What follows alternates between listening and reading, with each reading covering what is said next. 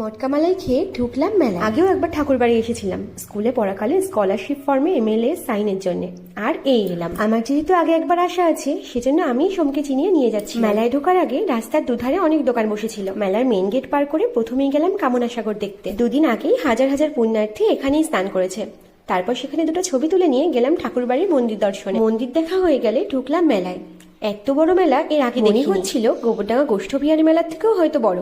গোবরডাঙ্গা মেলা ঘুরে শেষ করতে পারি, কিন্তু এই মেলা অর্ধেকও শেষ করতে পারলাম না। প্রচুর দোকান বসেছিল, তার মধ্যে ব্যাগের দোকান ছিল সব থেকে বেশি। এখান থেকে সবার জন্য একটা করে ব্যাগ কিনে গেলাম চিনির জন্য খেলনা কিনতে। তারপর আমি কয়েকটা সাজগোজে জিনিস নিয়ে গেলাম খাওয়ারের গলি। সেখানে গিয়েই দেখলাম মোমোর দোকান। ভাবলাম এক প্লেট খাই আর এক প্লেট বাড়িতে প্যাক করে নিয়ে যাবো, কিন্তু মোমোটা খেতে এতটাই কাঁচা ছিল যে বাড়িতে নেওয়ার সাহস আর হলো না। তারপর সেখান থেকে বেরিয়ে ঘুগনি আইসক্রিম খেয়ে গেলাম বাড়ির জন্য জিলিপি নিতে। রাত 9টার বেশি হয়ে গেছে।